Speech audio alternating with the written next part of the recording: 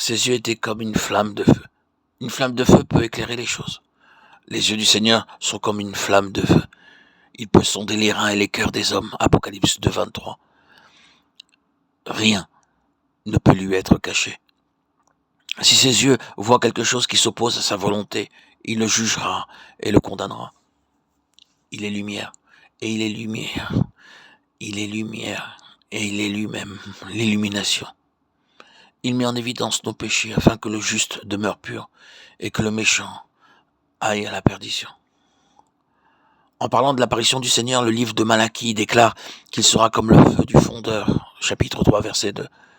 Lorsqu'il rétablira Israël, le Seigneur les purifiera par l'esprit de justice et par l'esprit de consomption. Lorsque nous serons confrontés au jugement du Seigneur, il se servira du feu pour éprouver l'œuvre de chaque homme, car le jour la fera connaître, parce qu'elle se révélera dans le feu éprouvera ce qu'est l'œuvre de chacun. 1 Corinthiens 3, 13. C'est pourquoi ne jugez rien avant le temps, jusqu'à ce que vienne le Seigneur, qui mettra en lumière ce qui est caché dans les ténèbres, et qui manifestera les desseins des cœurs. Alors chacun recevra de Dieu la louange qui lui sera due. 1 Corinthiens 4, 5. Et car il nous faut tous comparaître devant le tribunal de Dieu, afin que chacun reçoive selon le bien ou le mal qu'il aura fait, étant dans son corps. 2 Corinthiens 5, 10. Nous devons nous souvenir que nulle créature n'est cachée devant lui, mais tout est nu et découvert aux yeux de celui à qui nous devons rendre compte. Hébreux 4, 14. Qui peut échapper à son regard? Nul de nous.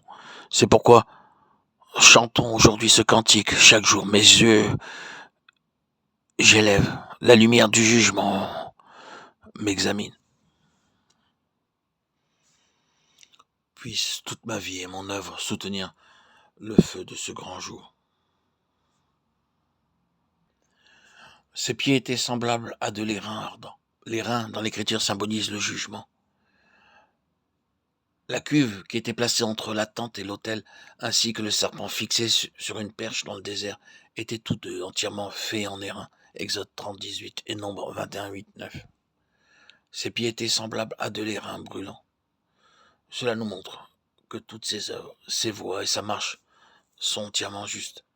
Ses pieds étaient semblables à de l'airain ardent, comme s'il eût été embrasé dans une fournaise. Quand l'airain est affiné dans une fournaise, il devient étrangement blanc. Combien purs et forts sont les pieds du Seigneur.